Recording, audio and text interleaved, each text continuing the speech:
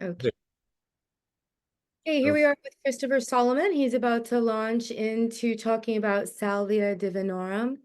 Thank you so much for being here with us, Christopher. And you have the floor, my dear. Thank you. Hey, yeah. Speaking of launch, that is something that usually people find themselves getting into when they smoke a big bowl of salvia and they find themselves getting launched into a completely other dimension in a very short amount of time. And so, before we hit record, I asked the people in the call who has experienced salvia and who has not, and some people have and some people haven't. And um, when for those of you who have experienced salvia, who experienced it by smoking the extract?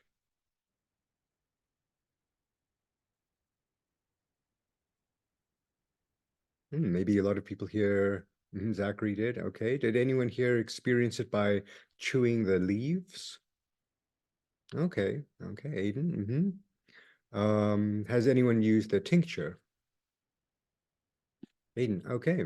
Good. Good. So, that's one thing I'll get into is the various routes of administration. And, one of my main goals is, and David says quid, tincture, and smoking. All right, checking all those boxes. One thing that I really like to do with people is, provide education to where I kind of let one know that salvia doesn't have to be a scary medicine or a scary, overpowering experience. Just a bit of my background, as Robin was saying, I'm a somatic salvia guide. And so I've been guiding people on salvia journeys for about the past 6 years, but I first got introduced to salvia back in 2004. So almost 20 years now, I've been cultivating and building a relationship with this plant. And the guided sessions I do it remotely via Zoom, and I will talk about that in more detail as well, where I essentially try to help people get started on their salvia practice by introducing them to the plant in a way that is mindful method. There's a slow methodology to it, and it's multiple small doses rather than smoking one big bowl. Now, unfortunately, salvia has a pretty bad rap because people think many people have seen the horror videos of people smoking salvia online on YouTube and rolling around on the floor and screaming and drooling and having a complete dissociative experience. Or alternatively, some people have tried taking salvia where they smoke it and nothing happens, or they chew the leaves and nothing happens. And so it seems as if there were these kind of extreme vantage points of salvia. Either it's something that is meaningless and that doesn't do anything, or it's something that's terrifying and you would never want to do again. And people have had some, including myself, have had some very scary salvia experiences to where when things, gosh, I don't know if I want to do that again. And so before launching into the various ways in which salvia can be taken, I think we need to take a step back and ask the question, what is Salvia Divinorum? Because the way that people first started to, especially in the West, got exposed to salvia is in the late 90s, early 2000s. It was available in a very strong concentrated form as an extract that you could get in smoke shops. And so you'd go to a smoke shop, or they were selling it at weird places as well, like gas stations and things like that. And and it was sold as a legal alternative to cannabis. And so what people would do is they would go and buy this concentrated extract, and the people who sold it gave either no advice or very bad advice about how to take it. The common advice back then, and unfortunately still many people today, say that you have to load one big bowl and smoke it really quickly. And you have to do it very quickly because if you don't do it quickly, it's not going to work. And you have to use those those torch lighters, or else that won't work. And so there was this mentality of you got to rush, rush, rush, otherwise it won't work. And you have to smoke a lot, otherwise it won't work. And so people were taking too much and having terrible times. And people would think, I only smoked such a small amount. How could have had such a strong experience? And it's important to note that salvia is one of the most potent, naturally occurring hallucinogenic substances on the planet. So it's active at doses of only 200 micrograms, which is a very, very small amount. But this right here is what salvia is. There's over 1,000 different types of salvias, but this is just one of my little baby salvia plants. And you can see it's actually part of the mint family. So you can see it has, similar to mint, it has the diametrically opposed leaves over here and here, here and here. It has the characteristic square stem as well. And so there's many salvias. The salvia that you cook with, the sage salvia that you cook with, that's Salvia officinalis. The rosemary was actually just reclassified as a sage. So rosemary is Salvia rosmarinus, and there's tons of salvias, and they look also, some of them are like little shrubby bushes, and some of them grow to be big plants. And of all the many types of salvia, there's this one particular type of salvia that's endemic to the Sierra Mazateca mountain range outside of Oaxaca in Mexico, and which is this plant right here. And within this plant, within the leaves, contains a substance called salvinorin A. And salvinorin A is that very potent occurring natural hallucinogenic substance. And it's interesting as well because it is technically not a psychedelic, even though one can have visions and be transported to other places, but it's technically not a psychedelic because it doesn't work on the serotonin receptors, and it doesn't work on the 5-HT2A receptors. It works on a set of receptors called the kappa opioid receptor system. And traditionally, the leaves are taken by chewing what's called a quid. So you would take a bunch of these leaves, and you would, maybe like 16 leaves, and you would stack them on top of each other, and then you would roll them up like a cigar. And then you would chew it with the front of your teeth, and like almost like a bunny rabbit. You would chew, chew, chew, you'd eat it, and you'd keep these leaves in your mouth the entire time. And salvia doesn't work when you swallow it. It only works when you hold it in your mouth. And so traditionally it's used by the Sierra Mazateca curanderos for specifically for healing physical illness, treating depression, helping with addiction and recovery from addiction and withdrawals, and helping with rheumatism. It's a very powerful painkiller. And also for intestinal motility, if you have swollen stomach or if you have intestinal inflammation. Also, if you get painful menstrual cramps, salvia is very good at getting rid of those. And so, which is quite a lot for one plant to do. It's an analgesic, it's an antidepressant, and also if you have a high enough dose, one can have a completely dissociative out-of-body experience where you get taken outside of time and space itself. So it's extremely dose dependent. At a low dose, it's very embodying, and at a high dose, it's very disembodying.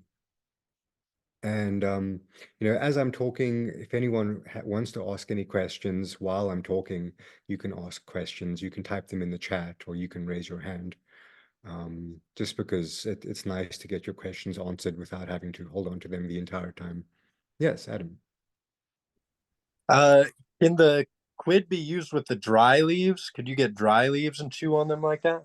Yes, you can. Yeah. Okay. So with the dry leaves, you want to maybe start quitting with about 2 grams of dry leaf, and you can rehydrate them with a little bit of water, Hmm. just so they don't dry your mouth when you get in, and just a tiny bit of water, just so the leaves soak up the water, and then you can put that in your mouth and chew on that. It's very, very bitter. And most people most people don't enjoy quitting because it is so bitter. Um, but something that I've just very recently worked on, just as of a few days ago, is I grow all my own salvia and I extract all my own salvia and I make all my own medicine with it. But I very recently made I took lemon balm and I infused salvinorin A into the lemon balm. And And is that lemon balm like the mint plant lemon balm? yeah, you can make tea out of it, and it grows all over California. It's pretty readily available here. And I chose lemon balm just because I just happen to have some at home, and it's edible and it has a nice flavor to it as well. And so this is something that I'm actually quite excited about. And so I took the salvinorin A out of the leaves and I infused that back on the lemon balm. And then I was chewing on that and I had a pretty nice experience. It was quite gentle, but it was very meditative. Kind of felt like I was wearing a weighted blanket. I just felt cocooned with warmth all around me. So it was very gentle, lasted for about 2 hours. And so this is, brand new stuff. I don't know if anyone's ever done that before, really. Because I'm trying to think of other ways of ingesting it to where you don't have to go through the process of putting very bitter leaves in your mouth. So that's quite exciting. Yes, Robin. My question is then, when you say that you extract it and then apply it to the lemon balm, is it in like a paste form or liquid that how Yeah, how are you adding it onto the lemon balm, please? right, right. So, the process of salvia extraction is you so I guess I'll step back a little bit to the different routes of administration, right? So you can either chew the fresh leaves or you can chew the dried leaves.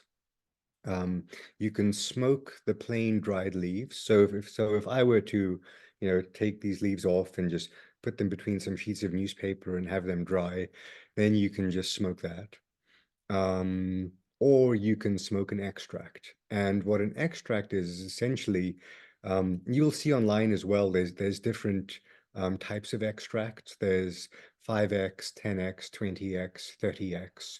And essentially what that means is 10x means they've taken 10 grams of dried leaf and they extracted the salvinorin A out of that, and then they reinfused that back onto 1 gram of leaf. So it's 10 times concentrate. And then 20x, they took 20 grams of leaf and put that on 1 gram of leaf, and so on and so forth. And so with the salvia extraction, what you do, it's almost similar to a DMT extraction, but you don't use lye or anything like that. You take the leaves and you put some acetone on that, and that draws out all the salvinorin A. And then now this is one thing that makes when one buys salvia extract, it's pretty likely that you are going to get salvia extract if you buy it from like a vendor online. But the problem is that when many vendors make their salvia extract, what they do is they only do a very crude extraction. So what they do is they take the leaves, they extract the salvinorin A out of that, but they also extract a lot of the waxy lipids and chlorophylls, and there's a whole bunch of other stuff in the plant. And then they reinfuse that back onto the salvia leaf. But there's something you can do that is much more labor intensive, much more time intensive, but it's essentially further washes and purifications and distillations of the salvia initial crude extract to where you get, you rather than having a black goopy substance, you're left with a very, very light green powder, or sometimes even a white powder, which is just the pure salvinorin A. And so actually have it as an example, just from one of the salvia extracts that I did, you can see all this black tar-like waxy chlorophyll stuff. So that is the stuff that most vendors leave in their salvia. And you can tell when you buy the extract because the extract's very, very dark black. So if you buy salvia extract and you see it dark black, it's because they left all this stuff in here. And this stuff, it leads to kind of like a less clean feeling experience. You kind of feel more groggy afterwards. It just doesn't feel as nice. And so what I do when I do my guided sessions with people is I send the salvia in little pre-dosed gel caps. And so each gel cap itself has around 500 micrograms of salvinorin A in there. And each one is dosed the same. And so, I've got my technique down to where I have every single dose is the same. And so you don't have any guesswork. Um, so 1,000 micrograms of salvia is usually a little bit too much for people. That they can feel quite, that can be a little bit overwhelming. And so I do a dose to where each dose you feel a little bit of something, but it's not enough to feel much of, it's not enough to freak out or have a dissociative experience. Because I'm much more of a fan of people stepping into the salvia space and remaining connected to their body while they're inviting and being open to the various ways in which salvia shows up. So, yes, Adam. Uh, what is it going on in our stomachs that makes it so we can't eat them? Is it like DMT where our stomach digests the salvinorum A? Like, is there like an MAO inhibitor or something that could be taken, or something like that makes it edible? Not that we found. I've tried taking some Syrian rue seeds beforehand and eating it, and that didn't do anything. Um, See, the main thing is because salvia is not water soluble, and so but it is absorbed through the buccal membranes in the cheeks. And so that is why you want to get as much surface area of the salvia leaf on the inside of your cheeks as possible, because that's how it's absorbed. Now, one can make a salvia tea, and but if you do make a salvia tea, what you want to do is boil about 5 grams of salvia leaf in water for about 15 minutes, and but again, the salvia tea is very, very bitter. So you want to add some salt to that, because the salt actually stops the taste buds from registering bitterness. And then you can add a little bit of honey and lemon to that, which I like to do. But then when you have the tea, what you do is you can take a tablespoon of the tea and hold the tablespoon of salvia water in your mouth for about a minute. You swish it around in your mouth and then swallow that. And take another tablespoon's worth and swish that around in your mouth and swallow that. And so the tea is very mild. The tea would be more beneficial for taking it before bed to help you fall asleep. It's very good for insomnia, and it also very much increases the vividness of one's dreams, more than anything else that I found, actually. If you take it as a tea before bed, I always dream very vividly that night. And mhm.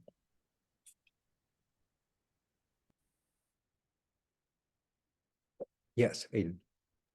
On the same subject, I was surprised to hear about it not being ingested through the stomach, because I'd taken it a couple of times in Oaxaca in both of the Jimenez, with a traditional Mazatec guide there, and Yeah. he hadn't mentioned to keep chewing it, and I'm sure you're right, but I'm just kind of it's just kind of a little bit of a shock to me that's that's what you're meant to do, and that's where it's imbibed. So yeah, just kind of feeding that back, I guess. Yeah, no, thanks for mentioning that. I noticed the same thing. There's a very good episode on salvia that Hamilton Morris did. And he has a good episode on salvia. And if you look at when he's ingesting the leaf as well, they don't recommend that he really hold the leaves in his mouth. So, but if you're chewing the fresh leaves and you're chewing a lot of them, you kind of chew. And as you're chewing, the salvinorin A is coating the inside of your mouth, and then you swallow it, and then you can chew. I've experienced that as well when I've been doing some gardening in my garden with salvia, and I've chewed a few leaves as I've been going, and I didn't hold it in my mouth, but there was enough time for the contact of the salvia to be among the inside of my mouth for it to get some of it was absorbed. Is there any kind of traditional reason for swallowing it? You know, sometimes there's kind of reasons for doing things that aren't necessarily to do with the effect on the body, but the spirit or something. I mean, Yeah, yeah. I like when I'm chewing the fresh leaves, or when and even with the dried leaves, I like swallowing it just because it just feels like more of a complete experience to swallow the leaves. I wonder as well if the swallowing the leaves might be useful for the inflammation in the stomach as well. But I've noticed even when I smoke it, and I have like I had food poisoning one time, and I smoked some salvia, and I felt the salvia coming into my body and taking the cramp that was in my stomach, and she actually fanned it around the outside of the room. So it's almost as if the concentrated pain that was in my stomach got dispersed and fanned on the outside of the room. And as it fanned on the outside of the room, it lessened in its intensity and its severity. And, this leads me into one of the points that salvia is a very, very somatic medicine. It's very tactile. Uh, when one thinks of what to expect with salvia, um, don't really be expecting DMT-like visuals. Don't really be expecting cannabis-like creative thinking. Many of the times what happens is one just feels as if one's dropping into one's body with a deeper sense of awareness. A light dose of salvia is extremely good for meditating. Sometimes I'll smoke just one little dose of salvia and hold my breath, exhale, then I close my eyes, and it just drops me into this still place of silence. And, I can sometimes find myself when I smoke one bowl of salvia, the effects itself only last about 5 minutes, 5 to 10 minutes per bowl. But sometimes it helps me drop into such a deep meditative space that I end up having about an hour-long meditation. And this salvia just initially catalyzes that meditative state of pure, clean awareness. Um, and someone's asking, do I feel, as some say, that it has an entity goddess? Yeah, I've definitely experienced a feminine like quality and a feminine presence. I've experienced many types of entities on salvia as well, but often it seems as if the overarching theme has been one that was feminine of nature. But funnily enough, it actually took me a while to get to that point of having any sort of entity experience with salvia. The first dozen times that I smoked salvia, I had what I guess could be described as a meaningless, bizarre experience. I felt what people call salvia gravity. So I felt these forces pulling and pushing on my body. I kind of felt like maybe I was like a zipper on my body was kind of opening up. There was maybe a sense that there was maybe someone else in the room, but I wasn't quite sure, or I'd just find myself laughing hysterically. And then the trip would be over, and I'd think, well, what the heck was that all about? And this seems to bear no relevance on my life at all. So one of the things that can be quite challenging for people is the seeming meaninglessness with some of their salvia experiences. In 2019, Johns Hopkins did a study on salvia, and it was led by Roland Griffiths and Fred Barrett, and I was one of the participants in that study. So I flew out to Baltimore and I smoked pure Salvinorin A while I was in an fMRI machine. And so it was a 3-day study. The first day I was just meeting the researchers. The second day, the test was to see whether I could stay still while smoking a high dose of salvia, because many times people voluntarily get up and start moving around. There can be, especially at the high doses, so there can be such an objective nature, a sense of objective permanence to one's hallucinations that one feels as if one thinks surely reality has changed. I'm not the one that's changed. Reality itself has changed. And so people think sometimes that the change in perception of reality that they're experiencing is localized to that room only. And they kind of want the trip to be over. So they think, well, if I just get up and move to the next room, then I'm going to break out of the simulation. I'm going to break out of the trip. And but people, unfortunately, the kappa opioid receptors, when those get agonized, it also is responsible for our coordination and our motor control. So people kind of get up and then they trip and they fall.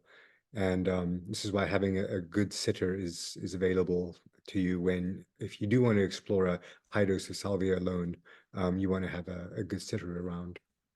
Can you talk about that a little bit, please, Christopher? We've talked about some, really great ways that this to take the medicine, and I know that you, on a previous talk that I saw, you talked about like the 3 phases and like the longevity and how they affect between the quitting, like a recreational smoking style with a large dose, or and I want to say this phrase because I just love it so much, is the several small, consistent, incremental doses and the benefits of that.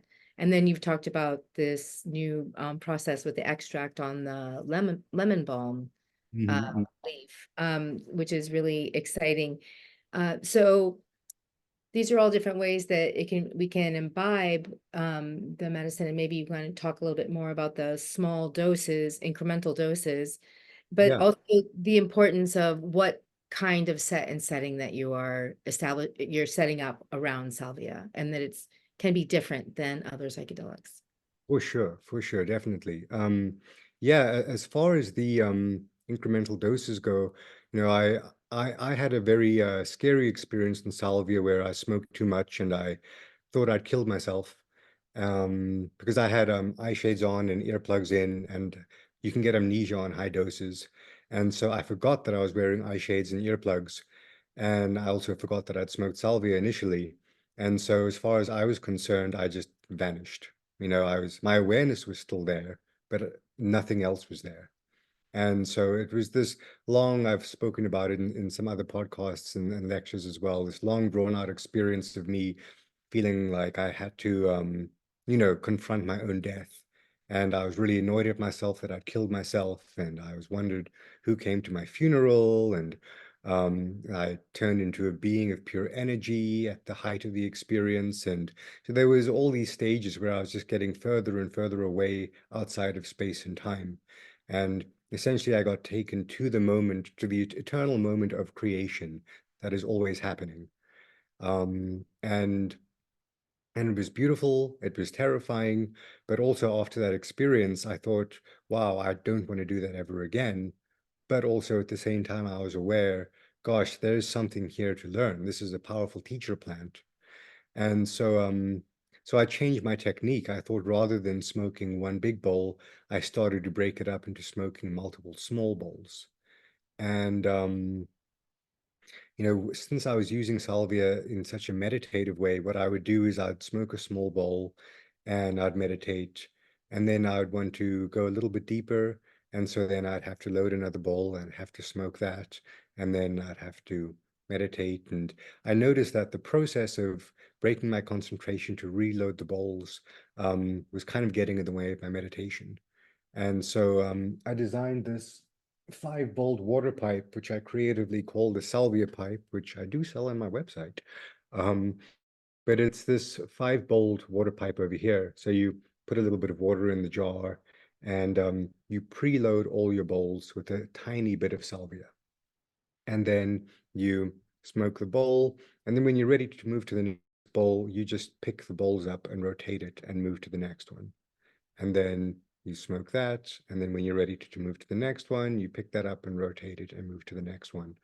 And that way you can slowly take yourself into salvia space in a stair-step method where you're staying attached to your body, you're staying aware of the process as it's happening.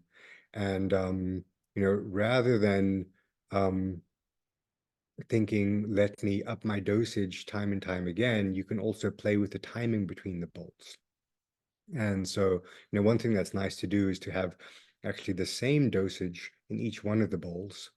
And so you smoke that, let that experience come on, and then you can choose when you are at that peak after about 3 or 4 minutes. If you want to then go a little bit deeper, then you can smoke at that peak, or you can go in and then kind of come back down to baseline and then smoke another bowl, go in a little bit deeper because they're sort of cumulative, they do add on each other.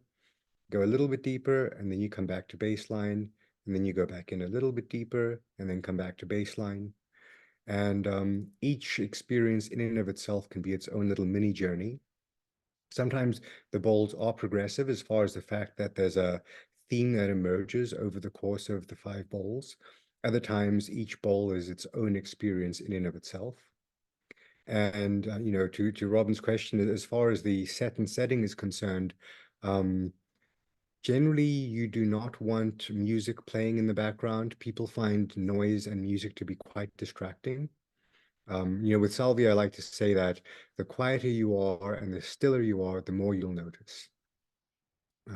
If you smoke a bowl of Salvia and you're kind of looking around the room and looking for colors and moving around too much, can almost be like a skittish nature to Salvia, to where it kind of there's some shyness to it, and then it like fades away.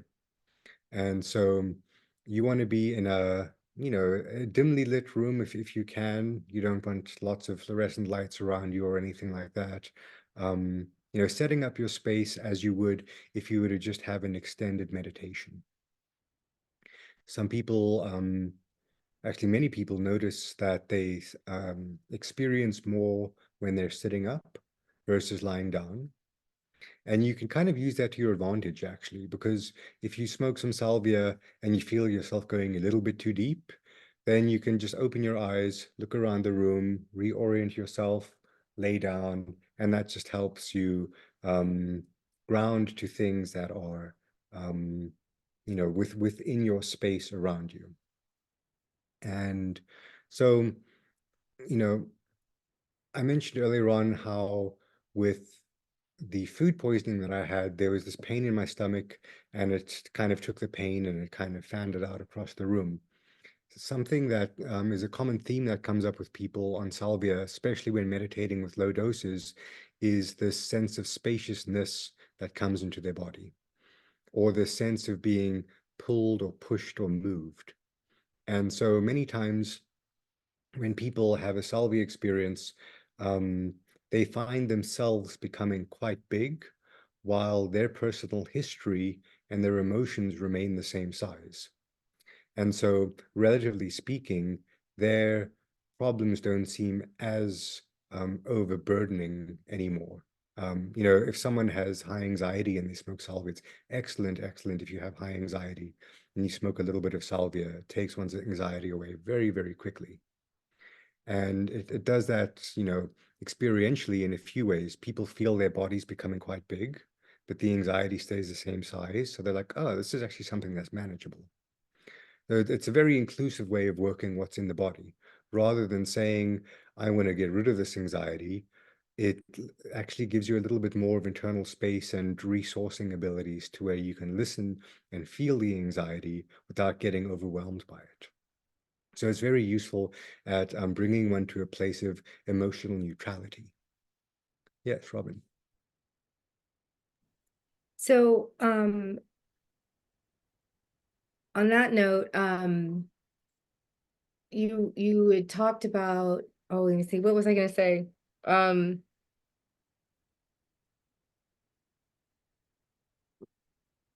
Oh, I totally lost it. That is so funny. All right, I'm sorry. Please. Oh, I know. I wanted to ask about, you mentioned about addiction and depression and now anxiety, and that being really beneficial. Is it like a practice that you would, go into? Like a lot of times with like microdosing with psilocybin, people will do like a 12-course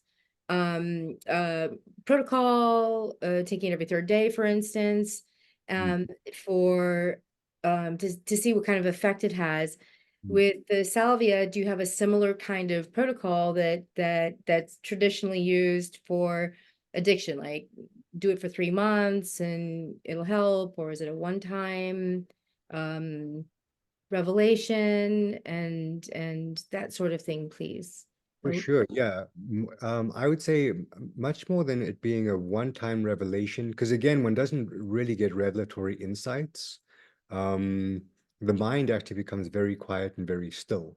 And sometimes it can actually be very difficult to bring thoughts and words into the mind. And um, so many times with anxiety and depression, we have we might have a loop track running in our head that's just kind of maybe being discouraging or being negative. And we get so used to it being there, we don't even know that it's really there anymore. It's just this like negative chatter that's going on in the back of the mind at all times. And, I've had a few sessions with people where they smoke a little bit of salvia and they they get what feels like a sense of objective distance from that chattering monkey mind. And it can really help people get connected to what many people have said feels like their authentic self. And they feel like, oh, I'm actually here. It can actually be localized, like, oh, I'm here. Like this is me, like right here. And these thoughts that I have are over here, and this other thought is over here. And so it gives one a sense of objective distance and space from one's thinking. And while you have that temporary distance and that space, one can see how those thoughts are not what your true being really is. And so for some people, it just severs that connection. Um, And would that be something that you would, a lot of times when we talk about integration from psychedelic experiences, we talk about taking those ineffable experiences or altered states of consciousness, insights, and then try to we apply them to our daily existence. So is it that kind of integration process with this as well? Yeah, one can do that. I will say, I find that salvia integrates itself very, very well. Also, I will say, while it's on my mind, salvia is really, really useful at helping one integrate other medicine experiences. Because it's such a somatic body-based medicine. Sometimes we'll conceptually understand what happened to us during a medicine experience. Like I remember having a very powerful ayahuasca experience, and I understood everything clear as day, but still for weeks afterwards, I was kind of a bit of a mess afterwards. I was crying a lot, and I just felt kind of on edge, and a lot of grief was coming up and a lot of sadness, and I just felt quite dysregulated, even though the experience itself was wonderful, but it was very big. And so I smoked a little bit of salvia about a week after my ayahuasca experience, and I felt salvia coming in, and I felt her like kind of like looking around and saying like, "Wow, no wonder you're so, sad. It's a mess in here, And so what she did is I felt her take my ayahuasca experience that had been somatically scattered throughout my body, and she put it in order. And it kind of felt like I was a deck of cards that was being shuffled into order. And she felt like a combination of like a librarian with like a card shark. And she was organizing things. And she was like, this part of your experience lives here, this part of your experience lives there. And I felt it on a tactile nature. I actually felt my experience getting put in order. And so my body understood it. And then she left. So this all happened in the span of about 10 minutes. And afterwards, I continued meditating for another couple of minutes. And then I was right as rain. So as far as that is concerned, it's very useful at helping integrate other medicines. It's also, I found this out recently, very, very good at the end of an MDMA journey. Because sometimes with, you'll have a MDMA journey and, it's many hours afterwards and you're trying to fall asleep and you can't fall asleep and you're in this sort of like wired but tired space, where you're exhausted and you really want to sleep, but your body's still going through something. And I did a solo MDMA journey some months ago. So for the timing, I took the MDMA at 4 p.m.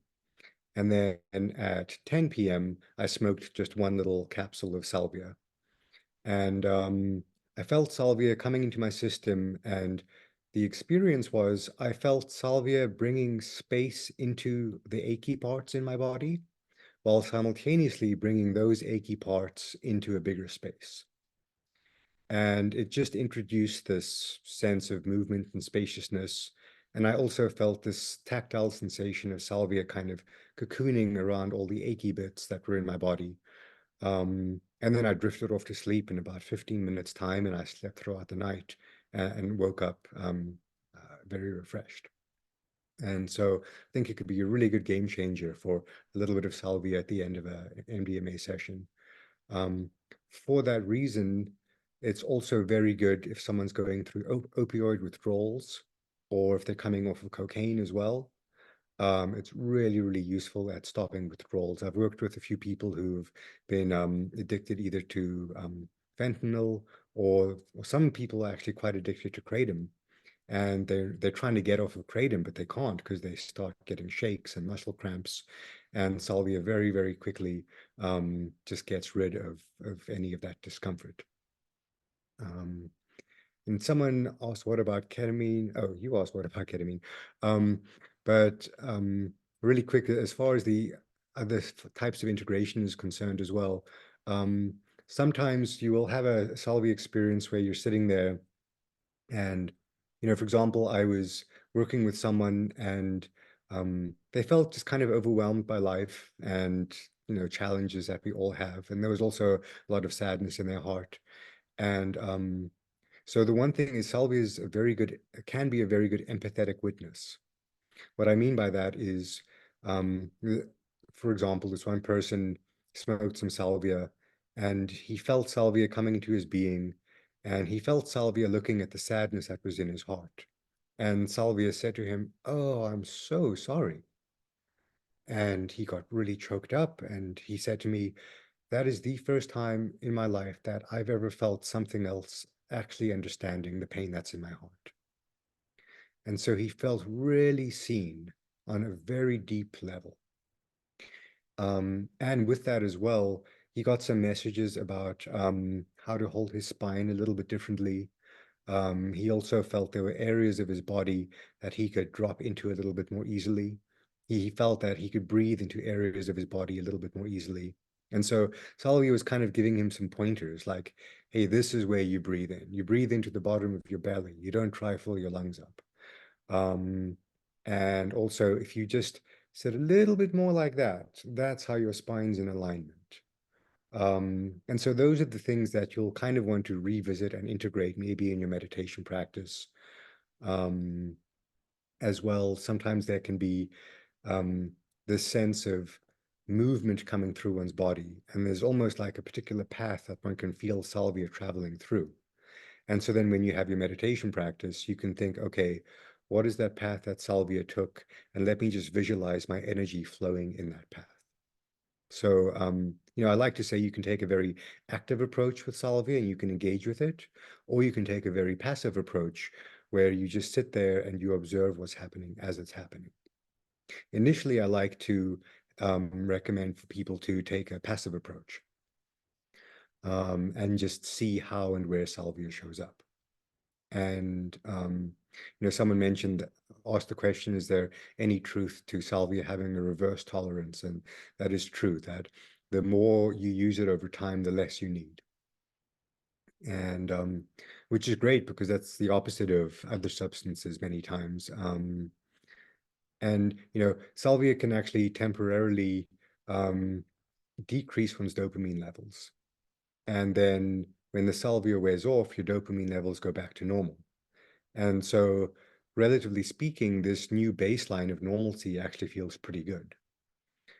Compare that to, say, an opioid or something, or alcohol. It increases your dopamine levels, and then your dopamine levels come back down to normal. And so, relatively speaking, you're like, this sucks. This is boring. This is dull. I want to be back there again. And then one has longings and cravings, and one doesn't feel satisfied with the status quo. I think one of a great place to be is when you just feel okay with things. You don't have to be in this expansive state of happiness and giddiness all the time. I think that's quite an unrealistic expectation. And Salvia can just really take one to a baseline of neutrality where things are just generally okay. And then once you're in that space of feeling generally okay, then you're like, okay, how do I engage with my life from this baseline of neutrality? So I like to think of Salvia as a really great neutralizer. If you're up, it'll bring you down. Like if you're anxious and manic, it'll bring you down. But if you're depressed and lethargic, it can bring you up. So, so that's a low abuse potential is what I have read about salvia. Yeah. And you're saying sort of lends to that. Right, right. Almost so much that I've worked with quite a few people who they say like, gosh, I love salvia every time I smoke it with your method of the multiple bowls and the small doses, and I love it. It's really gentle, it's really supportive, it's really nurturing. And when I'm in the space, I think, gosh, I should do this more often. And then the experience fades off and there's no compulsion to do it again. So it's funny, even if one has a euphoric salvia experience, there's no tug to go back and do it again. Now I compare that to ketamine, for example. When I do ketamine, afterwards I want to do more. I'm like, oh, I can't wait to go and have another ketamine experience, And I find myself being drawn to ketamine. So I have to be mindful about it because then otherwise I can find myself gravitating to it more than I would actually like. But with salvia, it's just like, yeah, I'm here when you need me, but you have to make the conscious decision to come to me, which is nice because that means that one's not going to salvia from a place of impulse. One's going to salvia because you've consciously made the decision. I'm going to set the time aside. I'm going to sit and be with this medicine in a mindful way, um, versus let the monkey in my back make the decisions for me. And then do you recommend a guide for, let's say, beginning your exploration with salvia, or one style over another would Yeah. require maybe, the small step doses don't require that kind of possible supervision need. What are your thoughts on that? Yeah, so being a salvia guide, I recommend myself. But to be frank as well, I think when I do sessions with people, usually I like to set up just 2 guided sessions. And during those 2 sessions, I get you acquainted with it, show you the various ways, and I'm not guiding as far as the fact, right? I'm not saying, visualize a golden door and go through that golden door. And now, I'm not guiding you through it step by step because I'm, you know, it's your and Salvia's experience together, and many things can happen. So I don't want to dictate what someone's experience can be. But I like to do 2 sessions with people just to show them the various ways. For example, some people are looking too much for one particular thing to happen. And so the guidance is, okay, well, let's just see what's over here and follow that. And I do parts work as well and some, somatic therapy work. But after those 2 sessions, people feel very capable and able of then exploring on their own. Now, that being said, if one does want to just explore multiple light doses by oneself, I think that's completely fine. I don't think one has to have a salvia guide. I think the main thing is just getting your dosage correct. And some people, I've noticed people who have a meditation practice and have done other medicine work seem to be able to kind of drop into the space a little bit more easily. If you want to have a big breakthrough experience, I would say do not do that alone. Just because you could get up and fall over and hurt yourself. Um, it's it's not like you go to purge and choke on your vomit or anything like that. So with quitting, Mm. would you, would that be something that you would recommend as guiding? And then also, can you talk about pairing of leaves with the quitting, just while I'm asking the quitting question? Oh yeah. Yeah, so quitting, when I do my guided sessions with people, I always do the smoked multiple bowls. One reason is that it's very reliably consistent. And also you can talk during that experience as well. So we can talk about what's coming up. But when you're quitting, you have a mouthful of leaves, and so the person can't really speak to you. So we can't really do much of the somatic therapy side of things if they just all like this and there's green drool coming down their mouth. And um, so, but with quitting, that's a lot more gentle. And I find that there's less need for guidance with quitting, mainly because one has more time in salvia space when one quits. And so that just gives you more time to kind of get your own bearings and figure things out. I have done guided sessions with people when they were quitting. I got them some fresh leaves and they were quitting the fresh leaves. And so I have done that. And it ended up being quite lovely. And but the interesting thing as well is, you know, with DMT or MDMA, for example, it's a very emotional experience, and one can feel the desire for maybe like a hand on one's shoulder or a hand hold, or the need for human connection can be quite strong sometimes when one's in a DMT or an MDMA or mushroom experience. But I noticed with salvia, it's much more of a personal, private, inward meditative experience. So there's not really much of a desire to be with someone else necessarily, or feel as if you need that hand on your shoulder as much as with other medicines. With the pairs of leaves, it's actually quite a beautiful thing. They say that you want to chew pairs of leaves because it represents the masculine and the feminine, and that if you chew a odd number of leaves, then you're going to have a experience that it's not really going to have both the light and the dark, and the yin and the yang, and the masculine and the feminine. And so with quitting as well, it usually takes a few more tries to, it's more resource intensive. You have to use a lot more leaves than you would if you were going to be smoking. And quitting, again, it is more time intensive. You have to set aside at least 2.5 hours.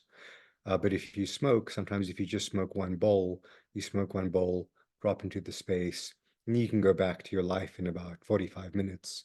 There's no hangover afterwards.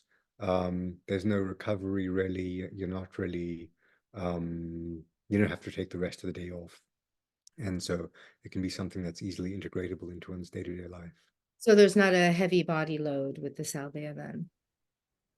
Well, there definitely can be a very heavy body load, but not in the same way.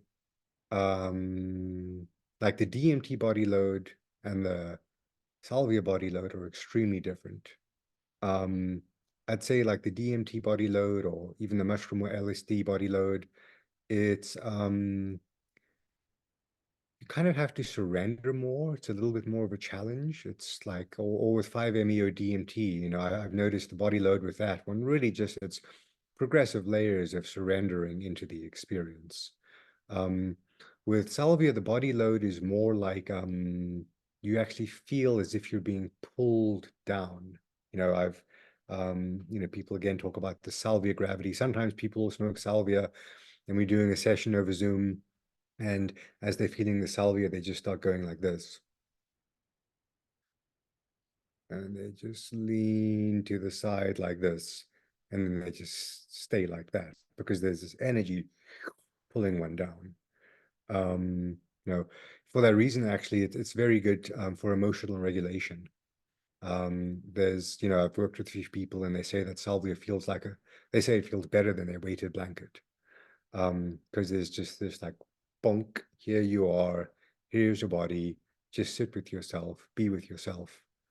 I had this experience last year where at very close encounter with a rattlesnake, and it was next to my tomato bed. You know, if I see a rattlesnake out in the wild, I'll leave it be.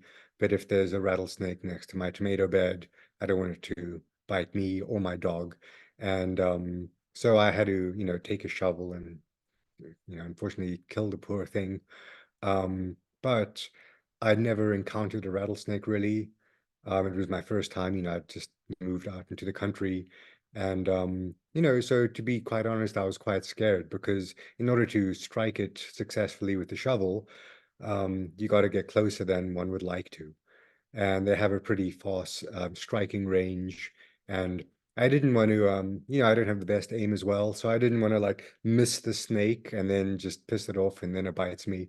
And so I found myself being, I was like, holy shit, this is actually, if I think about it, a really risky situation that I'm in right now. I can't leave the snake here because who knows if where it's going to go next and it's going to bite me some other time. So it's something I had to confront. And I had like only one chance to do it. And I thought if I got it wrong, I might get bitten and then I might, you know, get to the hospital and get the anti-venom, but I might lose a limb or, you know, there's all these thoughts that are going through one's mind. And so I don't know if anyone's ever been around a rattlesnake and heard the rattle, and if you've been close to it as well, it is bone. That thing gets into your bones. It gets really, really deep. So I will say they do a very good job of freaking one out with that rattle, because it's more than just the sound. It's the tactile sensation about it as well. Like you feel that rattle, you know? And so this thing was rattling at me and was like staring right at me, and I took the shovel to it and I ended up, you know, chopping its head off. And um so it was, you know, and I'm kind of a pacifist generally speaking, you know, and it didn't come off in one chop, you know, so I had to hack it a few times and it was just a horrible experience. But I noticed for that entire day, I was just really shook up. Um, and you know, I was like, man, that sucked. And that night I was falling asleep. I was trying to fall asleep, and my body was still like, oh no, you can't relax. There's, you know, what if there's a snake around? And um, you know, it made me think about how, you know, one can go through a traumatic experience in one's life, and even if one knows logically that it's in the past, you know, there's no danger, or the person that did the bad thing to you is no longer even alive, maybe, but there's things that still live in the body. And the mind and the body are just out of sync and they're just not communicating with each other very well. And and I was like, okay, body, calm down. I was trying to do some like breathing techniques and, you know, all my grounding things that I know. And I lit some Palo Santo and I was doing all these things. And my body was like, no, I'm not going to believe any of these things that you're doing. And so I thought, well, let me see what happens if I smoke some salvia. And I went, and again, it was just one little tiny bowl, and I smoked the salvia, and immediately um, I felt in my body um, the message that was given to me was I heard the words, but I felt it more than I heard it. And it was saying, it's okay, you're safe, you're safe, you're safe. And as it was saying that, I just felt the rattled emotions that were in my body just being brought way back down. And it was just like, you're safe. And it was interesting. One thing that I felt in my body was I felt Salvia saying, it said, um, you're safe, you're okay. But it also said, we would never let anything bad happen to you, which I thought was interesting because it didn't just say you're safe now, but it gave me a message of, hey, you're going to be okay in the future as well. And because it kind of bypasses the language verbal part of the brain and it goes straight to the body, you know, my body was like, oh, okay, I get it. And I just settled down within minutes. And that was that. And I was like, wow, I thought it was going to help, but I didn't know it was going to help that much, you know? And, and for that same reason, that's I think why it's so good when, you know, I know someone who he says that if he's in the middle of a panic attack, he'll smoke salvia and it just takes it away, like immediately. Christopher, what kind of somatic therapy are you doing with people when in association with salvia? Yeah. So, the somatic component is, if one wants to state it simply, a lot of it is just the continued process of bringing one's awareness back to the body and seeing what's alive in the body in the present moment. And then once you have engaged with what's in the body in the present moment, then it becomes a dynamic relationship where you're engaging with what's coming up as it's coming up. So, sometimes some people, they'll feel that there's like a stuck energy, and we will, work on unsticking the energy. But sometimes one might need to bring one's awareness to the areas around the stuck energy first and make some space there, and then take what was stuck in one area and move it to another space. So the somatic component is very much about not getting caught up in wanting a particular narrative to happen, and more so in just um, being in the body in such a way to where Salvia is communicating with the body directly, and you are aware of what's being communicated. And you look like you're deep in thought. I am. I'm just thinking about, at the application of that and somatic practices that I already have in my psychedelic practice, and I love the almost like, I want to say, interactivity with the salvia. You mentioned before about that you can get messages. The salvia is giving you messages, or you can even ask it questions and receive answers. And then getting physical sort of component to this, the somatic component is really got my interest. Like my brain is really interested in some particular things I have going on in my own world that I'd be interested in investigating this way. Yeah. Yeah, right. And so much of this plant is about just having curiosity and investigating and seeing, I find that as people get their own salvia practices, it becomes more and more personalized. Many people, they initially go through a set of archetypal experiences, but like feeling like they're a book, or becoming a wheel, or visiting salvia land, or there's so many common experiences across the board. But as one continues to work with salvia, it becomes much more of an intimate, private medicine. And people find, as they continue to work with it, they don't really want to talk about their salvia experiences very much to other people. Salvia many times gives a message about the power of secrecy.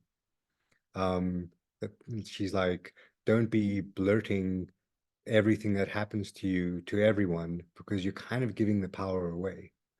I like to think of salvia almost as being the antithesis of the idea behind social media, and the antithesis behind where we are in our life right now. Now it's like, share everything and let everyone know everything at all times.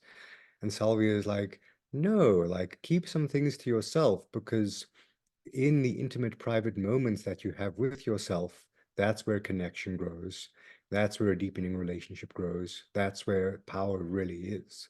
So it's not secrecy from a standpoint of like, oh, I'm not telling people things that I should be telling them. It's secrecy about holding sacred what happens to us in our most private, intimate lives, and having, one can also kind of do world building with salvia as well, where you imagine what type of space you want to be living in within your body. One thing that one can do with salvia as well is, because it kind of bypasses the critical logical mind sometimes and goes straight to the body. If one does creative visualization exercise as well on salvia, it's very, very good at manifesting things in one's life. And so, you know, for me, for example, I'm not by my nature, I'm not much of a positive affirmations type of person. I've never been one into saying positive affirmations to myself, because I'm like, yeah, I don't believe that. Like, I'm going to say something positive to myself, but do I really believe that? And some cynic in me is just like, nah, you don't believe that. But I've noticed with salvia, if I'll hold a positive affirmation, um, or feel into how I want to feel in the future, um, it's kind of bypasses that cynical judge. And my body's like, oh yeah, that is actually a possibility. Um, mm, mm. And with that idea uh of, asking and receiving information, I know that with ayahuasca, it's the same kind of recommendation is hold the gems to your heart, Mm. hold them close, to maintain the power of the insight, for instance. Um, and then to me, it seems like it's about discernment as well. And that when we do hold certain things in great regard and respect, that again, that it maintains its, I don't know if power is the word that I want to use, but it's brilliance. It's um, almost efficacy, but not quite that word. I think you know what I mean. Right, right. Yeah, yeah, I do.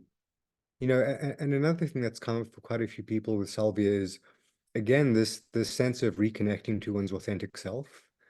But as well, salvia sometimes, I've worked with a few people, and she talks about the importance of self-respect and the how the greatest thing we can do is respect ourselves by doing right by ourselves.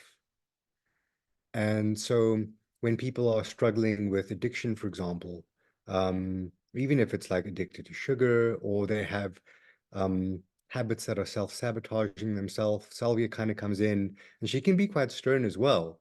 It can almost be like, God damn it, have some self-respect, like, look at what you're doing to yourself, why would you do that to yourself?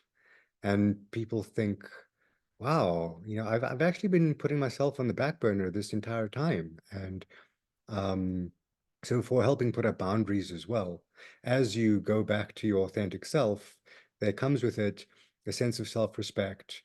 And sometimes people show respect to themselves by learning how to put up boundaries. Because if you don't have clear boundaries, some people will take advantage of that.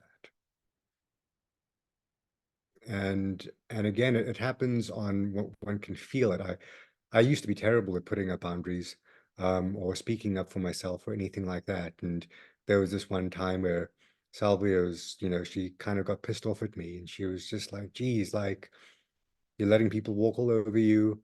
And she kind of like showed me like, this is how you put up a boundary. This is the emotion that is involved of putting up a boundary.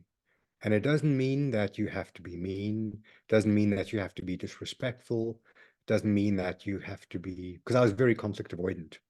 And putting up boundaries was difficult because I thought if I put up a boundary, then it's going to make people uneasy. Um, and Salvia was like, if someone gets uneasy at you putting up a boundary that's good for yourself, that's on them, like, kind of like, she can be feisty sometimes. And she was like, it was almost like, kind of, screw them. If they're going to get mad at you for you taking care of yourself, why would you let them put you down then?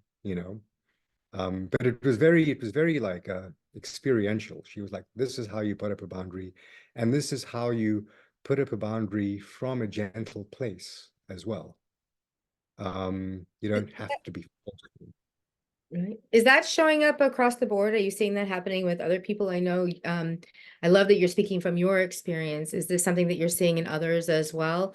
And I know that like with ayahuasca, some people call her the great liar, or the misleader, to Mm. just sort of help you check in with your ego in a sort of a sideways kind of way.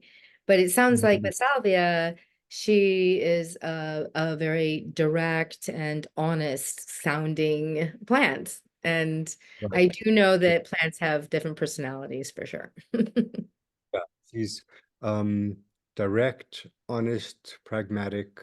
Like if you're BSing yourself, she will like see right through it and be like, don't do that. You can't pull the wool over my eyes. And I have to say, so a lot of these things I have seen, I could never say that I'm seeing anything across the board because people have different experiences, but I've definitely seen this idea of self-respect, boundaries, stepping back into one's authentic self, um, separating one's own identity from what has been one's socially constructed identity over the course of a lifetime. Salvia's like, that's not you. This is you. Sign me up. Um, you mentioned in another podcast about Salvia land, and I was wondering if you would talk about that a little bit and about how also that you can speak to entities that show up. We talked about talking to Salvia herself, but there's others that can come into this space. And that you mentioned that they're sometimes symbolic and sometimes emotional. Is there ever anything that comes in that it can be scary when working in this way with the plant? Yeah. So the scary component, so Salvia land is many people have described this across the board as well, about there being this place called Salvia land that feels like a simple village that's back in more simple times. And the entities have day jobs, they have a life that they live there. Um, there's often some of the archetypes that come up is a schoolhouse, being a teacher, being a student in a schoolhouse. People have had experiences of they're sitting in a school building and the teacher is being mean to them, picking on them, but then they feel the other students in the class standing up for them. And so that can be an entity experience where they're like, wow, there was a whole bunch of people that had my back. And that can be really nice. They can sometimes be a very welcoming sense to Salvia land, like, yay, you're back. And carnivals are something that quite commonly come up. The sense that one is in, like when one gets plopped into Salvia land in the middle of a carnival, that you knew had already started a while ago, so you're a little bit late, and you're just like, oh, I've just joined the middle of something, in the middle of a procession. So carnivals, circus tents are quite common as well. Um, a wheel is very common, feeling like one is a wheel or feeling like one's a Ferris wheel. There can be a somatic experience of feeling as if you're a book. So one feels the pages turning, and oftentimes each page is representative of a different reality that can exist in the multiverse.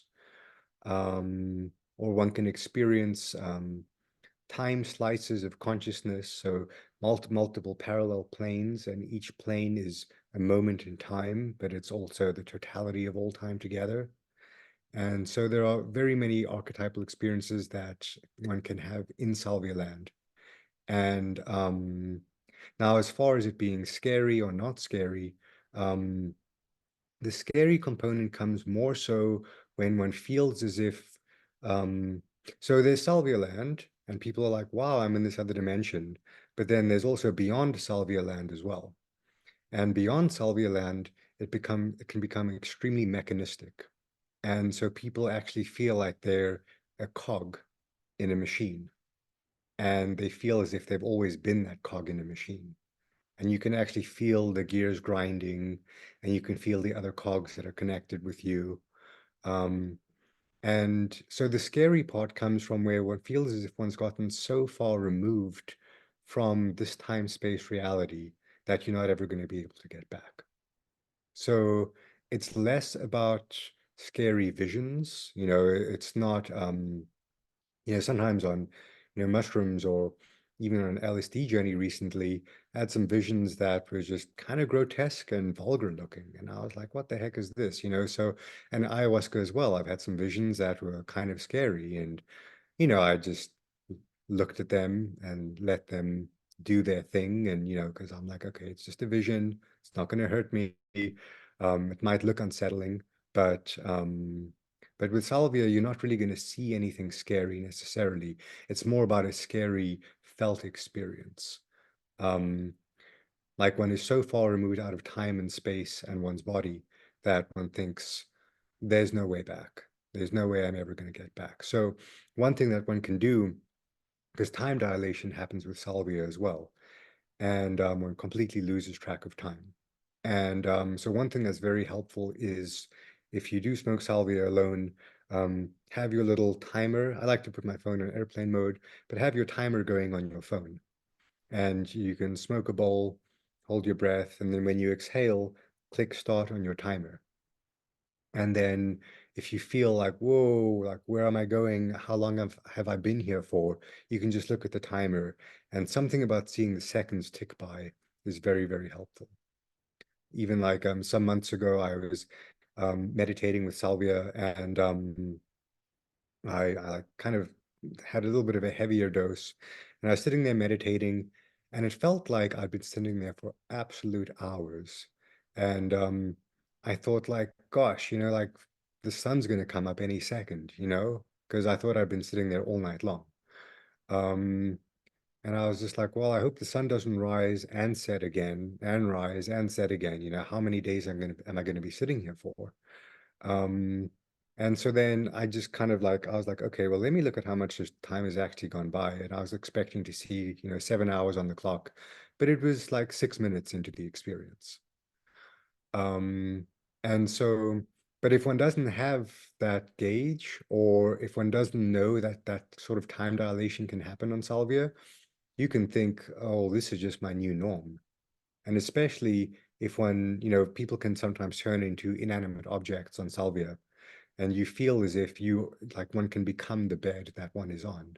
So as far as setting is concerned as well, sometimes one can feel oneself morphing into the environment that one is in. And one's being becomes everything one perceives. Um, so one So anything that's coming into your eyes, that is you as well. Um, I had that experience in Salvia one time, and I had a few other people mention to me as well. And the thought that came up was, I wonder if this is how a baby experiences things. I just felt like it was baby-like experience, just where one is so open, and there was this no yet to be a differentiation between self and environment, that one is just whatever is around one. And so, um, you know, I can't say for sure that that's what it's like to be a baby, because I don't remember it very well, if at all. Um, but yeah, so, you know, the scary component with salvia is more about feeling as if one is something other than one's identity. And that's what actually what Johns Hopkins found in their study. I was saying that I smoked salvia in an fMRI machine, and what they noticed was more than any of the other psychedelics, salvia affects the default mode network. And so much more than any of the other ones. So, um, and you know, as we know, one of the aspects of the default mode network is that it's responsible for our autobiographical sense of ourself. And so with salvia, since it affects the default mode network so strongly, that's why one can very quickly lose one's sense of identity. And now that sense of lost identity can actually be quite beneficial, because it gives one a chance to just kind of like take a step back. And if one's had enough practice to where you know you are always going to come back, because there are some people who want to stay in salvia then even longer, because they're like, this is so nice, I don't want to go back, but one always comes back. So that is something that one can kind of take solace in, if one thinks like, oh gosh, how long am I going to be out here? So it's Like like, an anchor almost to get you back. right. Mm-hmm. Um, Are there any contraindications for salvia? A good question. None that I have found. And so it's really nice because you can be on SSRIs and you can take it. If one is on naltrexone, which some people take for opioid addiction or with getting off of alcohol, and some people with Ehlers-Danlos syndrome take naltrexone because it helps with their pain. So naltrexone can dampen the effects of salvia. So all that means is one might need to take a little bit more. I've had people who've been on opioids or Xanax at the time of taking salvia, and there was no negative contraindications. It works very well with other medicines as well. So one doesn't have to be off of, one can have a medicine journey in another medicine and then use salvia to integrate pretty shortly afterwards. I've read a few reports online of people smoking salvia while they're on MDMA, and they had a salvia experience, but then when they came back to normal, the MDMA stopped. So it actually ended their MDMA experience. But then they were kind of bummed out about that because they're like, oh, I was busy peaking on MDMA and kind of wanted that to keep going for a little while longer.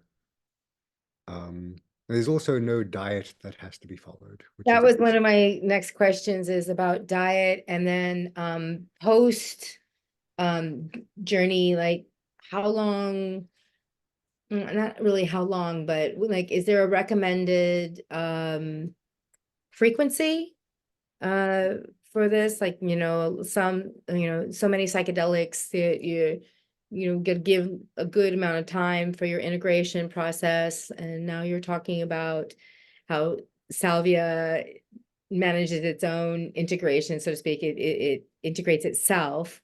So I'm wondering, what kind of frequency, and then again, if you did become a frequent, I don't even know what frequent would be, practitioner, are there some things that you need to watch out for? But then we have the reverse tolerance thing happening. So how does that all interweave? Yeah, so when I do guided sessions with people, I like to have our 2 sessions about a week apart from each other. But then usually what people notice is that they find that their own rhythm and groove with salvia. Now I know someone who for a while now he smokes a little bit of salvia at the end of every night. So and I've met barely any daily salvia users, but he's a daily salvia user. And he says that he smokes just a tiny amount at the end of the night, and it just helps like release his tension from the day, and he can come back to himself. But he went through a phase of he smoked salvia every day for, I don't know, maybe even like 2 years. But then he ran out of salvia and he couldn't find any more. And he was like, uh-oh, like, I hope I don't have withdrawals, how am I going to cope? And he was completely fine. There was no withdrawals. He was just like, okay, wow, that was wonderful. So he was relieved by the fact that there weren't any withdrawals once he did stop taking it. I find as well that salvia is pretty self-regulating. Um, you know, there was a time where I was doing it twice a week for, maybe like 4 weeks in a row. And this one time I smoked some salvia and I was all getting ready to like have my entity experience and communicate with them. And I found myself sitting in what felt like an empty room. And it actually felt like a doctor's waiting office, a doctor's waiting room. And I could tell that there were all these doors around me, and um, I was like, like, and I thought to myself, where is everyone? Why am I here alone? And this strong male voice kind of came up, and it felt like a king. I don't know why, but it just felt king-like. Um, and it was just like, hey, you're not going to meet anyone and there's no one here because you're doing this too often and not integrating the lessons that we're teaching you. And so why should we keep communing with you? And why should we keep telling you things if you're not going to do anything with the information and the knowledge that we're giving you? And he was loving but stern at the same time. And he was like, don't come back for a while. Because you got some shit to do, and you know what it is, or he told you. So just don't come back. And it wasn't scary, but it was definitely stern enough to where I took note. I was like, okay, so I didn't go back for many, many months. And so now I use salvia quite sporadically. I use it when I'm getting sick. It really boosts my immune system. And they've noticed that as well. The kappa opioid receptor system, it's very good at boosting one's immunity. If you think about how much our immune system is in the gut as well, and salvia is very helpful for intestinal inflammation. There's actually a really good research paper. I think it's called something like the therapeutic potential of terpenes, I think it is. And salvia, it's actually a type of terpene as well. It's called a tricyclic neoclaridane diterpenoid. And so in that research paper, they specifically look at the tricyclic terpene that salvia is, and they show that it helps with intestinal inflammation. And so I always like it when there's some science that also, it's because in Oaxaca, they say that salvia is very good for, they call it panzón de borrego. I'm probably butchering that pronouncement, but it's in swollen belly. And they believe that it's a swollen belly that has been there because the spell has been put on you by a sorcerer, and you have a swollen belly. And so when you get the swollen belly that has been a spell that's put on you, you take salvia and it gets rid of the swollen belly. I think it also translates to sheep's belly. And so there you have a case where you have this medical research paper that says the tricyclic diterpene that's in salvia helps with intestinal inflammation. And then there's this fact that it fights off a spell from a sorcerer story as well. And I just love that both things are confirming the same outcome. And that ties into one's immunity as well. And so I use it when I'm getting sick, boost my immune system. And again, I've, the curanderos in Oaxaca, they say that first salvia shows you where the illness is in your body, and then it proceeds to take it away. And so I used it when I had a torn tendon in my ankle, and salvia showed me exactly where the torn tendon was. And it just felt like little ants marching up and down. Like that's where the torn tendon is. And then the next day, even my inflammation was a whole lot less. Similarly, when I was feeling sick, I felt my sickness that felt like a stack of papers in my solar plexus. And Salvia kind of took one of the pieces of paper and crumpled it up and threw it away. And she crumpled up another one and threw it away. And as she crumpled it up and threw it away, I felt myself kind of getting rid of the sickness. But it can also make one sweat profusely. And so I felt like a detox, just the sweating just happening. Oh, there's someone found the paper of the therapeutic use of terpenes. Thank you. Is there a ceremony that the people of Oaxaca use in their practices that you have adopted in your practice? Yeah, they do, and I have not adopted them. They believe that the salvia is the embodiment of the Virgin Mary. And so a lot of their ceremonies, it's praying and singing to the Virgin Mary with candlelight. And, I feel like if I were to do that, I would just be doing something that is done, and it wouldn't really hold any personal relevance or meaning towards me. It's also not what my personal path of how I've learned from salvia over the years has been. I'm one of those people that I can really only share something if I've had quite an intimate experience with it. Some people can read something and then all of a sudden teach it as if they've really know it very well, but I'm kind of, I have to learn by going through something. So this is, the way one thing I'll say as well is my way of working with salvia is not the only way to work with it, for sure. There are so many ways, and that's what I like to say to people as well. Like, I'm kind of just here to on-ramp people to get them started in their practice. But really, after that, it's going to be your personal journey, your personal experience, your own personal practice. Um, so, there are multiple ways in which it can be approached. I'd say one of my main goals is just to show people how they can engage with salvia to where it's gentle, to where it's supportive, and also to where they can learn what dose is the right dose for them. Because there are many people that come to me that have had a terrifying salvia experience, and they actually want to rewrite that terrifying experience. They're like, you know what? 20 years ago, I had a traumatizing salvia experience, but I feel that there's something there. But to be honest, I'm also terrified. And can you help me rewrite that experience? So then, we rewrite it. They're like, okay, this is gentle, this is supportive, and then they're good to go. Amazing. Just really, what a beautiful plant. I had no idea. I'd seen Hamilton's pharmacopoeia episode, and I have a friend who is a practitioner, but she keeps it close to her chest, and, her experiences, so she didn't Yeah. really educate me about it. And so I want to acknowledge the wealth of education that you've given yourself, and how willing you are to share that. Thank you so much for that. Yeah, yeah, you're most welcome.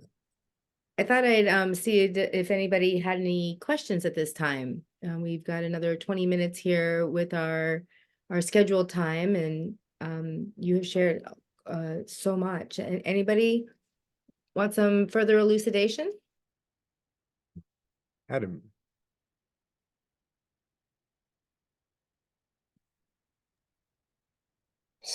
Sorry, trying to learn how to use Zoom. I'm wondering how difficult it is to grow it. My father used to grow it, but he grows so many plants on 10 acres. He lost track of it, and I think it died somewhere on the property. But how have you been growing it? Are there tricks? Does it need certain climate? Yeah, yeah. So it can be finicky, and it can also be extremely hardy. There's one of the common refrains is that it has to be in a very high humidity environment. But I've learned that, if you do get a plant, you can acclimate it to the environment. So where I live right now in Mendocino County is a lot drier than when I was living in San Francisco. And so when I moved from San Francisco up to Mendocino County, I was like, oh, I hope I don't lose all my salvias. And I lost a fair amount initially because they just kind of struggled with the dryness during the summer. But then they acclimated and now they do fine, even in these very dry summers that we get up here. Oh, As great. far one thing it likes is very light soil. So I do an equal mix of perlite and potting soil, so 1-to-1 ratio. It doesn't like direct sunlight, so the leaves burn if it's in direct sunlight. So it likes to either be in dappled sunlight, or in shade, or by a windowsill that doesn't get direct sunlight. You don't want to overwater it. The main things that can get are aphids and mites, and I just use neem and soap for that.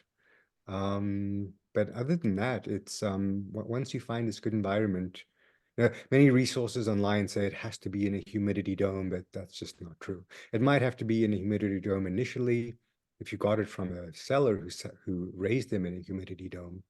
But you can acclimate it to your environment quite easily. Awesome.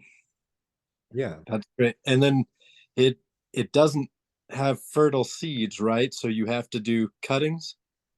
Yeah, you have to do cuttings. Yeah, it only goes to seed very rarely, and when it does, less than 2% of the seeds are viable. And so it only spreads by cuttings, generally speaking. There's a few people on Reddit that have, at least one that I know of, that's gotten some seeds to germinate, which the Salvia community is very excited about. And oh, speaking of Salvia community, I launched something recently called the Somatic Salvia Network. And it's just somaticsalvianetwork.com. And it's a network that people can join, and we do weekly integration calls. And there's a community chat where members can talk to each other. And it's, because there's a Salvia subreddit, which is great, but sometimes it just gets flooded with memes and trolls and things like that. And or people asking, how do I break through? How do I break through? And so this community is for people who want to look into the therapeutic component of Salvia and actually start it as a serious practice and talk with other people and gain support. And so yeah, almost forgot about mentioning that, but yeah. Awesome, thank you. So we did have a couple of questions in the chat. One was a bit ago about, have you ever felt pulled in two directions? One of which was to go further into the unknown, which might be death in this reality. And then they wrote, because the normal ego seemed limited. I'm not sure what that distinction is. Maybe you understand a little better. Yeah, I've definitely had that experience where and someone else actually had it the other day as well. We were doing a session together and they felt this reality opening up just a little bit to their right. So it felt like there was this other dimension that was just floating right next to them. And there was almost like this choice point, like, do I choose to go there or do I choose to stay here? But the concern that can sometimes happen to people is if they do choose that direction, that they're not going to be able to come back, that they're going to die. And so, I say as well, one doesn't necessarily have to throw oneself all the way into the other dimension. You can stay in your body and kind of like use your imagination and pretend you're moving in the direction of that other reality that's there, and try to be a bridge, and your awareness can be a bridge. You can also use humming as a bridge at that point. Like just something to just keep you connected to your body while you feel yourself going into that other space. But I will say that I have taken the risky option where I decided to throw myself into the abyss, and I didn't die, and I'm still here. And there's something as well about sometimes if one's smoking multiple bowls of salvia, even at the low doses, there is a moment when fear arises. And I think that's a really, really amazing time to actually fully experience your fear, feel the fear, be with the fear. And then I notice once that fades away, then if you smoke another bowl, then you can go deeper and the fear is no longer there. So sometimes the fear is just a temporary thing that one just has to go through. And it also gives one a wonderful opportunity to ask yourself the question, how do I engage with fear in my life? What is my initial gut instinct as well? Do I want to bypass the fear, so I think I need to smoke even more, or do I shrink away? So these can be wonderful little insights into what our naturally occurring reaction are to these things. The other question that was there is how to escape becoming an object. Can one always open one's eyes? One can always open one's eyes, but the tricky thing is when one does become an object, the idea of eyes no longer really makes much sense. And so I feel like, yeah, I don't think one can really escape becoming the object. When one gets to the place of becoming an inanimate object, I think the best thing is just to, if one can, remember that one won't be in that state forever. And actually, one can actually kind of enjoy becoming an inanimate object because there's this sense of telepathic connection where everything is known. And so that one can also feel again quite understood in that space. And you know, if anything, many people, once they do become an inanimate object, they have a lot of gratitude for becoming their body again.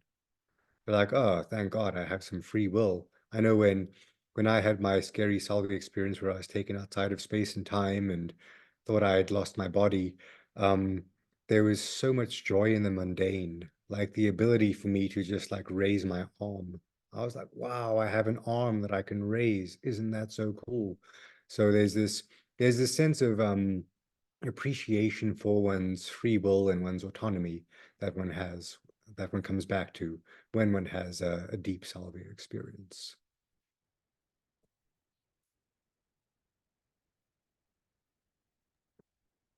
So Oh, and we've got about, oh, is there somebody else with the question? I'm yeah, sorry. are there any soil amendments? Oh, I Uh, missed that. yeah, I just really like using fish emulsion and worm castings, and sometimes a little bit of a sprinkle of compost. And I don't know about brands because I make all my own compost and I make my own worm castings as well. So I don't know about any particular brands, but the fish fertilizer that I use, I don't remember the brand, but it comes in a blue bottle. It's kind of the common one that you can get from most nurseries. There's a brand of fish fertilizer that's apparently pretty good called Sea Pals, but I've not used that one, but I've heard other farmers who grow food say they really like it. Um, but you don't have to go heavy on the fertilizers. I've never once ever used any chemical fertilizers or anything like that. I think some people do, and I think the plants like that maybe, but I'm just all organic and everything like that. So um, but yeah, the fish fertilizer, I put it on there maybe like once every 2 weeks, once a week. Um, but I haven't really noticed. There's another thing that you can do. There's a really great method of farming called Jadam, Jadam. It's a South Korean natural farming method. And that is essentially you take leaf mold soil and from your own land. It's all about using the local microbes that are on your land and in your local environment. And so you can actually make a really great liquid fertilizer custom made for each one of your plants. So for example, if you're growing tomatoes, you get a bunch of tomatoes and you get a bunch of tomato leaves and you fill a bucket up with that and you put water in there and then you throw a handful of leaf mold soil in there and it's going to make a liquid fertilizer that's specifically for tomatoes. And so I do the same with my salvia leaves. So I get a bunch of salvia leaves and I chop them all up and I fill up a big mason jar with salvia leaves. And then since I live in the hills anyway, there's lots of leaf mold soil. So I'll just take a handful of leaf mold soil and put that in the jar and let that sit for about a year. And it smells absolutely terrible and it's dark black and the plants absolutely love it. It's almost like a homeopathic approach. It is, yeah. I highly recommend the Jadam farming method to anyone who wants to get into growing their own food. Um, what if somebody would like to work with you, Christopher? How does one go about, working with you and getting in touch with you and all of that?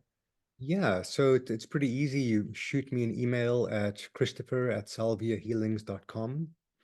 Or if you go to salviahealings.com, and that's healings with an S at the end. If you go to salviahealings.com, there's a little button that you can push and it says book a free 20-minute consultation. And then you'll get a Zoom link and then we will talk. And then if you'd like to move forward and have a session, I'll mail you all the supplies that you need. So I'll mail you the salvia pipe and I mail you the pre-dosed salvia capsules as well. And then my Zoom sessions, they're 2 hours in length. And about an hour of that time is spent going in and out of salvia space. And then we just take it each bowl at a time and just see what arises and how it shows up. And yeah, that's that. And do you do preparation and like an intake with people and then Yeah, a preparation session afterwards, or is it the one time? yeah, the Session? in the intake is sort of like that initial 20-minute conversation that we have. The nice thing with Salvia as well, as far as preparation is concerned, is you can kind of show up in whatever state you are, and Salvia will be able to meet you where you are. For example, there are definitely some days where I'm like, no way in hell am I gonna take mushrooms or do LSD today because I'm in a foul mood, and that's just, or if you feel overwhelmed, and you're like, I don't have time and space for any of this stuff right now.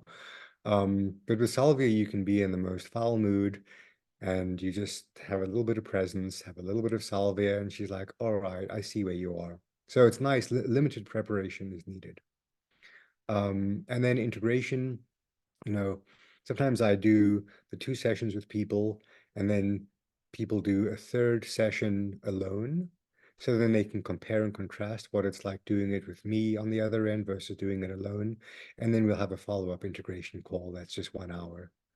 And then some people like to then just see me once a month for just 1 hour. So it's more like a focused Salvia session. Um, and then other people never see me again, but they'll email me occasionally and be like, oh, I'm having these great experiences. Thank you. So again, I like to set people up to be self-sufficient as best they can, but I'm also here if ever it's needed. Excellent. Is there anything else that you want us to know today? I'll probably think of a lot when I get off the call. Um, Not that I can think of, no, just that it is, the reason why I really started doing this work as well is because I had such personally profound and pragmatic healing and helpful experiences with salvia. And it got me thinking, why isn't anyone working with this plant? Like, it did an amazing job of getting rid of a really big swollen lymph node that I had in my neck once. And no amount of antibiotics could get rid of it. And the doctor said I needed surgery to get rid of it. I smoked some salvia, and then, within minutes it was completely gone. And I was like, why aren't the doctors talking about this, and why isn't anyone doing something with this? This is actually helpful. So it was through personal experience that I thought I needed to get people keyed into the fact that there's a lot of potential here. Well, thank you for your beautiful way of education. I have found all this information incredibly accessible, and understandable and desirable. So thank you so much for your beautiful nature. I really appreciate you. We did have one more question in here, and I think we have time for that if everybody's okay. Are extractions hard to do? No, they're not hard, but if you want to do a good quality extraction, it's time consuming. And the better the quality of your extraction, the lower your yield. So my extractions are pretty low yield because I'm trying to get it as clean as possible and removing all of the other stuff. But one can do a simple crude extraction, and that's not hard to do. There's if you just look online, if you look at if you Google salvia extraction sphere, SPHERE, I think that'll take you to a pretty good Google Doc out there about how to do a salvia extraction. So it's not very complicated, um, but it's more time consuming than a DMT extraction. Excellent. Well, thank you, Christopher. It's been so lovely spending the evening with you and everyone else. Thank you so much for joining us for this wonderful TAM integration offering. Can you please tell us your website one more time, Christopher? salviahealings.com.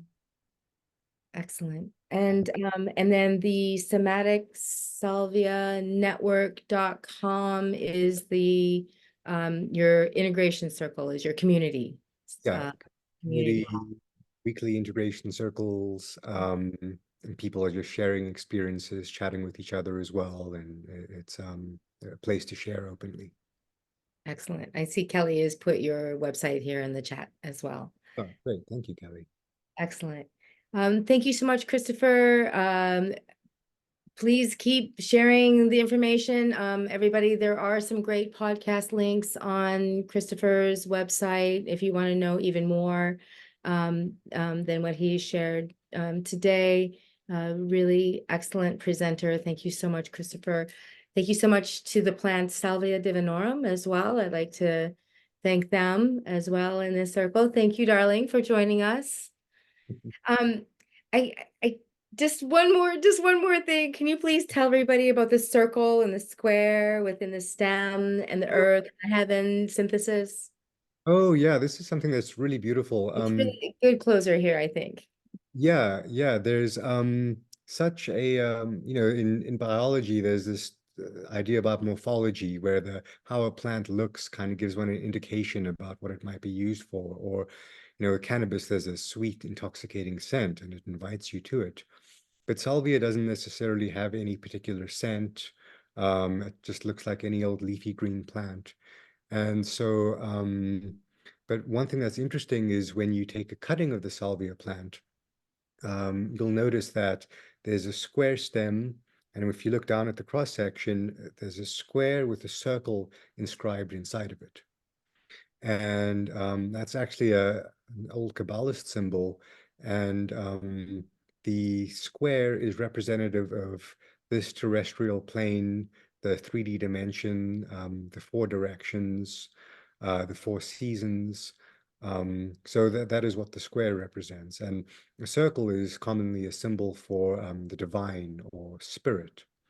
And so a circle inscribed inside of a square is symbolic of divine that is within all matter, or spirit that is embodied within all matter. And even inanimate matter. There's animism practices as well. And so it's interesting that by taking a cutting of the plant in order to propagate it, the plant then gives you a message if you look at the cross section of the stem. And it's interesting as well that if you consume enough of the plant, one has the experience of inanimate matter around you becoming animate and you becoming inanimate. So it really is quite something that there's this symbol staring at you when you get into the relationship of cultivating the plant. And then when you imbibe the plant, it also gives you the experience of that symbol, which I think is just amazing. I just looked down at my notes and saw the image, the drawing of the circle within the square that I put on my notes for our call today. And I really am glad that you shared that with us. Thank you so much. Yeah, not a problem. Thank All you right. everyone for being here and for all your good questions. And yeah, reach out to me. I'm happy to talk to anyone here. And yeah. All right. Many blessings, everyone. Good night. Thank you on behalf of TAM Integration, Christopher, and everyone who joined in the energy of the group tonight. Sleep well. Yeah, sleep well, everyone. Good night. Bye. Thanks, Christopher. Thanks.